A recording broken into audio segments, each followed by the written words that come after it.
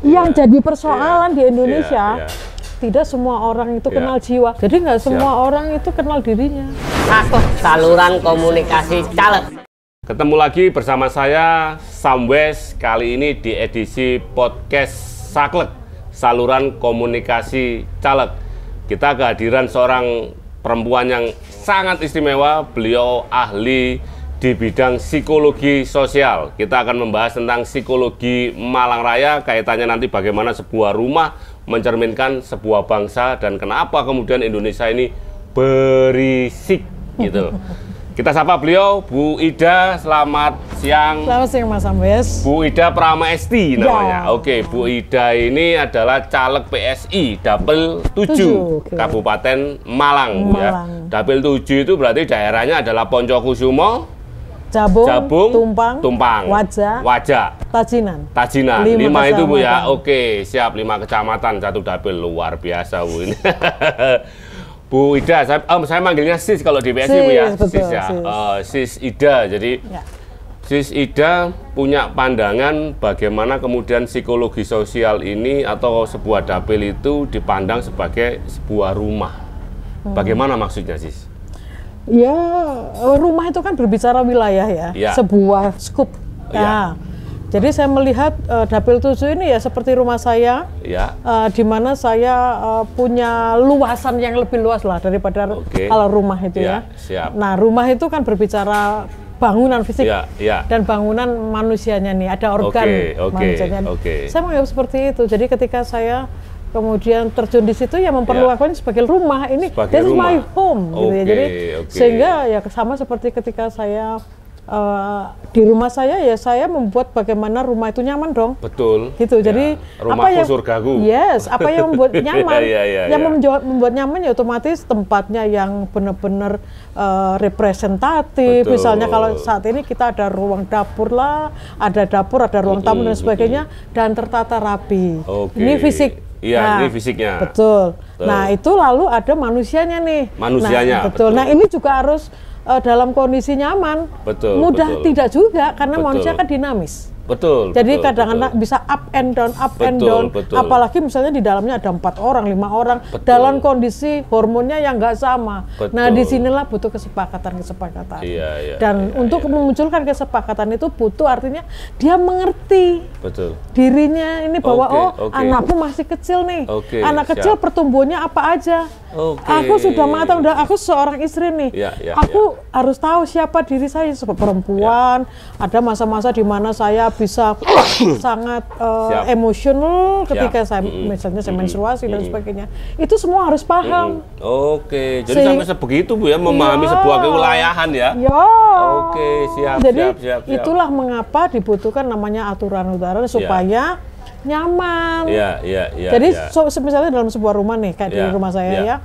Ketika saya misalnya waktu menstruasi, suami saya tahu bahwa kalau istrinya menstruasi dia pasti emosional dan dia akhirnya dia menjaga dirinya nih. Karena apa? Karena kalau dia tidak mengerti itu bisa bentrok. Sama-sama emosi. Betul. Sama-sama lagi kepingin marahnya. Itu psikologi itu ya. Betul. Jadi kalau saya memandang Dapil 7, ya 2 ini yang harus diselesaikan nih. Iya. Kalau kita melihat yang dunia yang lebih luas kayak misalnya di Surabaya, di Indonesia, infrastruktur itu dibangun, Bapak Jokowi kan begitu nih. Lalu saya memang concernnya di SDM manusianya yang penuh emosional. Saya nangkep Bu. Jadi kalau misalkan semuanya tidak mengerti psikologi ini, sama-sama pengen marahnya, itu yang disebut berisik. Yes. Gitu karena nggak ngerti. Saling nggak ngerti, saling emosi, saling marah, berisik akhirnya. Gitu. Nggak nyaman, meskipun tempatnya enak, bagaimanapun mewahnya kalau manusianya nggak memahami psikologi. Jadi rumah itu penting sekali saling kenal. Manusia yang ada di dalam itu saling mengerti situasinya. Situasi hatinya, kebatinannya. Itu dalam rumah ya Bu ya. Kemudian berarti secara psikologi sosial Ibu juga mengamati itu ya? Ya, mengamati. Saya melihat di sekitar kita kan juga harus diakui bahwa psikologi jiwa itu tidak semua orang paham. Belum tersosialisasikan dengan baik. Iya, betul. Gitu. Ya. Jadi ketika kita melihat orang marah gitu, kita hanya melihat mungkin ngamuk ngapain ya, melihat gitu. Secara emosional. Aku melo-melo ngamuk, aku gak lapo-lapo diamuk, jadi gitu berisik. Ya. Tapi kalau kita mengerti psikologinya, kita akan lebih dalam. Kenapa ya dia tadi kok marah-marah ya? Kok gak ada juntulnya kok marah-marah ya? Begitu. Kita tidak melihat, tidak difokus pada yang tampak. Betul. Gitu kan kadang orang itu marah itu nggak selalu punya alasan. Tiba-tiba marah aja. Ada gitu Bu ya? Sering. Saya kira orang marah pasti punya alasan. Ternyata ada yang marah tanpa alasan. Tanpa alasan ada. Jadi hanya ingin meluapkan entah kekecewaannya dan apa. Contohnya kalau misalnya suami istrinya, jenengan capek deh ya. Rumahnya kacau baloni. Jenengan, iki omah kacau balik ya apa kamu gak iso ngerti kita. Sebenarnya aslinya belum tentu itu masalahnya. Bisa jadi masalahnya tadi di tempat kerjaan, di kantor ada masalah. Terbawa ke rumah. Inilah makanya penting sekali semua orang Indonesia itu kenal namanya jiwa. Yang jadi persoalan di Indonesia tidak semua orang itu kenal jiwa. Fisiknya aja belum tentu kenal. Tahu nggak? Kalau Mas Besneh ya, ketika sudah overload, kira-kira peka nggak? Perlu nggak kita peka? Perlu. Jadi misalnya nih tiba-tiba kadang-kadang overload nggak dirasa gitu. Itu yang harus harus apa namanya dipahami semua orang bahwa kita selalu tubuh kita itu mengirim sinyal sebenarnya. Itu yang tidak ada early warning system. Gitu. Gitu. Jadi kalau misalnya contoh nih pekerjaan udah menumpuk, pusing. Apa yang dilakukan? Minum obat. Bener nggak? Belum tentu benar. Karena pusing itu bisa jadi overload. Kalau sudah overload dia tinggalkan ngapain? Gitu ya. Bu, berarti penerapan psikologi sosial ini pada pembangunan daerah. Misalkan gitu. Apa kemudian yang bisa dilakukan, diterapkan untuk dengan membaca psikologi sosial, misalkan di Dapil 7 tadi, dapilnya Ibu gitu ya. Akhirnya Ibu membuat apa, program apa, atau melakukan apa ketika mengetahui psikologi sosial di Dapil 7 Kabupaten Malang, Bu? Impian saya itu kan nanti kan ada 5 kecamatan di Dapil 7. Ada 5 kecamatan. Saya pengen semacam one stop shopping ya, di situ ada salah satunya, ya intinya SDM di situ. SDM ya, Bu. Dikerjakan SDM, karena saya melihat di Dapil 7 itu tidak semuanya beruntung sekolahnya baik. Kadang-kadang mereka ada yang cuma lulusan SD. Itu yang saya makanya one stop shopping. Nah di situ dia mulai kita ngurusin kesehatannya, apakah itu fisiknya, apakah itu jiwanya, dan saya pengen ada apa namanya ahlinya yang kompeten, dan saya tidak mau kelasnya kelas lokal, saya nggak mau. Dokternya juga harus yang bagus, psikolognya juga harus yang bagus. Ini masalah kesehatan mental health Lalu juga pendidikan, saya juga karena memang saya fokusnya di SDM, Mas. Di Poncokusumo itu saya dengar salah satu daerah yang memang tingkat kelulusan untuk wajib belajar 9 tahun itu termasuk daerah yang sangat memprihatinkan juga kan. Banyak, jadi sebenarnya bukan hanya Poncokusumo, di Wajah juga ada. Karena begini, karena pendidikan itu banyak orang hanya berpikir masalah nanti aku dapat pekerjaan apa dan sebagainya. Ada hal-hal yang tidak dia pikirkan. Hal-hal ini sifatnya psikis. Apa itu? Mereka dapat harga diri, penghargaan, mereka dapat nama baik, diajeni orang, itu kan psikis. Nah, psikis itu yang tak terpikirkan oleh mereka. Mereka hanya berpikir ada pride lah ya, Bu ya, ada kebanggaan ya. Jadi mereka itu yang dia pikirkan ketika sekolah, jangan dipikir capeknya lah. Kemudian aku lulus jadi apalah. Jadi hal-hal yang sifatnya psikis itu tidak dipikirkan. Siap. Bu, ini kan beberapa bulan ini ada isu tentang pemekaran wilayah Malang Utara. Saya lihat tadi Dapil Ibu termasuk. Dari yang pemekaran Malang Utara itu kan 7. Jadi Lawang, Singosari, Karangploso, Pakis, Jabung, Poncokusumo, Tumpang. Ibu tadi salah satunya kan Tumpang dan Poncokusumo. Jabung. Jabung termasuk Dapil 7? Masuk Dapil 7. Oh, berarti 3 Ibu ya? Oh, dari 5 3. Nah, kalau Ibu melihat dari sudut pandang psikologi sosial, wilayah Malang Utara ini tentang pemekaran bagaimana, Bu? Saya melihat, saya sudah berjalan ya, saya sudah Dapil 7 itu saya sudah melewati semua kecamatan, saya lewati, dan itu betapa luasnya, luar biasa, sangat luar biasa. Dibutuhkan orang-orang yang yang bisa menghandle itu banyak sekali, karena permasalahan juga ruwet banyak sekali. Ngurusin SDM itu juga tidak mudah. Betul. Sangat tidak mudah. Karena manusia persoalnya kita ini kan banyak sekali masalah di lapangan. Bukan hanya masalah SDM yang itu ya, gap banyak gap-nya itu terlalu banyak, Bu ya. Mulai ekonomi, pendidikan, kesenjangan sosial juga, Bu ya, pendapatan. Jadi betul, jadi itu butuh konsentrasi full untuk dan sekian banyak itu saya tidak merasa butuh orang-orang yang memang kompeten ya.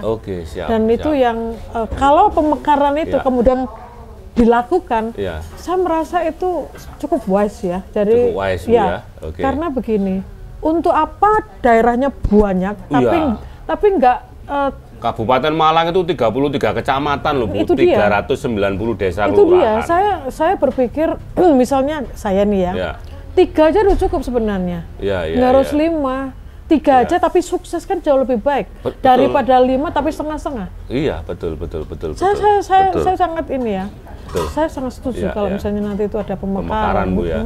Sangat setuju karena saya pribadi orang yang nggak suka kemaruk ya. Jadi artinya kadang-kadang itu tahu diri lah. Saya orang yang tahu diri bahwa bukan berarti saya nggak mampu handle karena saya bisa berpikir, dan saya yakin teman-teman saya juga banyak bisa handle. Tetapi kalau 3 kecamatan yang dihandle otomatis kan bisa lebih maksimal, optimal, dan bisa hasilnya akan jauh lebih bagus. Kalau di dapil Ibu yang Jabung, Tumpang sama Poncokusumo, potensi terbesarnya itu apa sih sebenarnya, Bu? Jabung, Tumpang, Poncokusumo, dari 3 itu. Kalau saya lihat untuk sementara saat ini lah ya kalau pertanian, kalau kemarin saya lihat dari geografi itu daerah situ sebenarnya tidak termasuk subur, katanya begitu.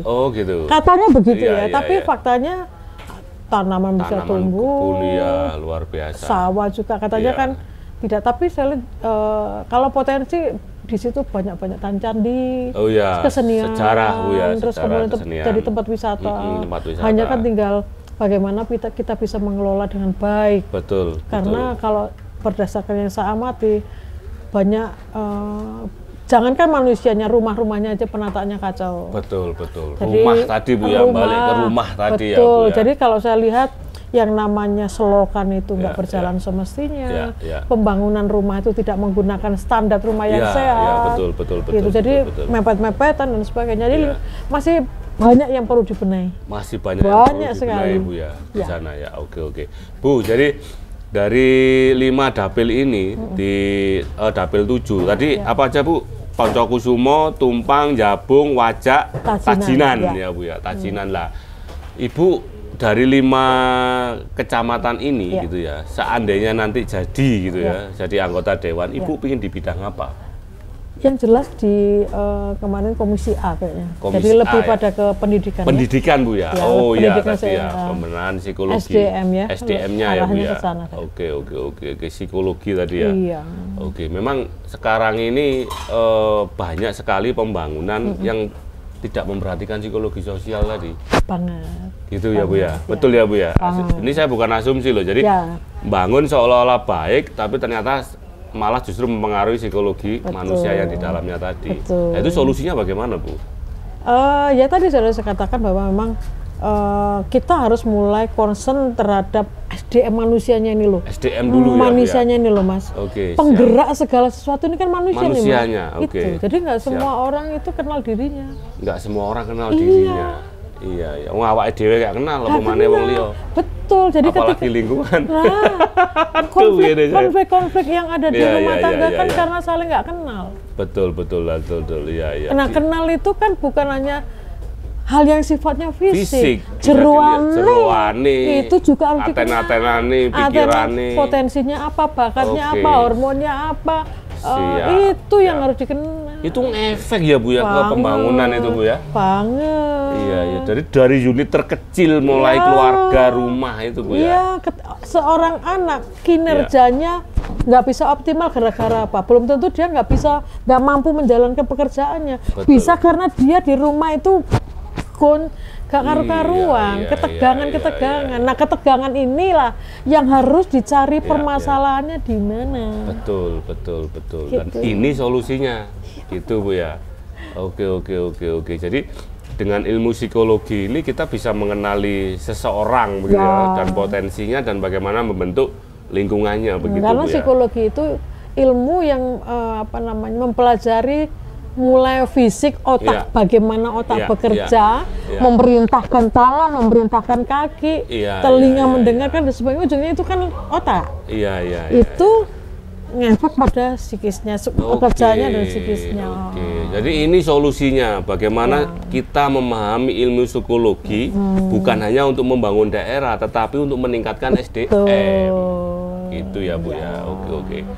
Jadi pemirsa, inilah realitanya, ini faktanya di Saklek kali ini bersama Sis Ida dari caleg PSI Dapil Kabupaten Malang 7. Tadi sudah disebutkan Poncokusumo, Jabung, Tumpang, Wajak, Tajinan. Jadi untuk membangun sebuah daerah itu dimulai dengan ilmu psikologi, baik memahami individu maupun bagaimana mengembangkan pembangunan daerah melalui program-program pembangunan itu yang ramah dengan psikologi sosial. Betul begitu saya simpulkan Bu ya?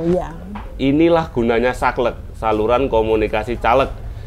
Bisa mengetahui bagaimana landasan berpikir seorang caleg ketika nanti menjadi caleg. Jadi seorang caleg dia membawa misi, membawa nilai dan membawa pemikiran gitu. Landasannya ada, tidak ujuk-ujuk daftar caleg atau ikut kontestasi caleg hanya kepingin dapat pekerjaan. Betul. Gitu Bu ya? Ya. Siap. Bu, terakhir pesannya kepada masyarakat agar politik ini riang gembira gitu. Kalau di PSI itu kan politik riang gembira, politik santuy gitu ya Bu ya.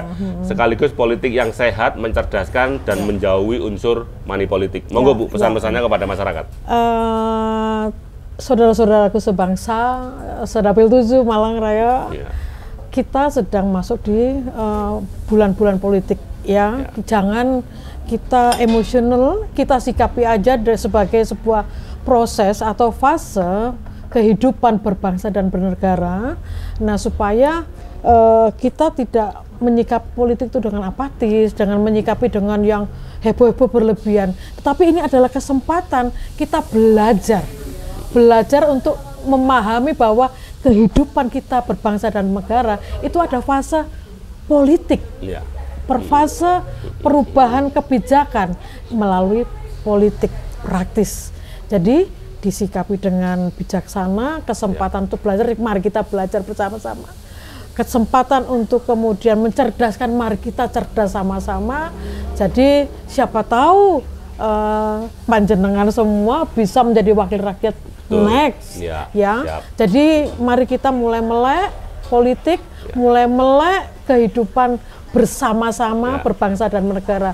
Jadi tidak hanya kehidupan kita perut ke bawah, tapi mulai perut ke atas. Betul. Pemikiran.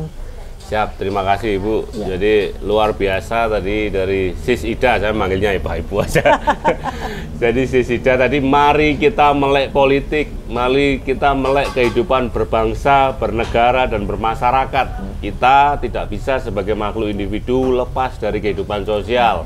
Dan ketika berkehidupan sosial, tentu kita juga tidak lepas dengan hal-hal yang bersifat politik. Karena setiap kehidupan kita, setiap denyut nadi kita pasti dipengaruhi oleh keputusan-keputusan politik. Oleh karena itu, pada momentum politik praktis kali ini, suara Anda sangat menentukan. Pilihlah caleg yang benar-benar saklek. Terima kasih, sampai ketemu lagi bersama saya di Podcast Saklek. Jangan lupa subscribe kanal Java 1. Tetap sehat, tetap semangat.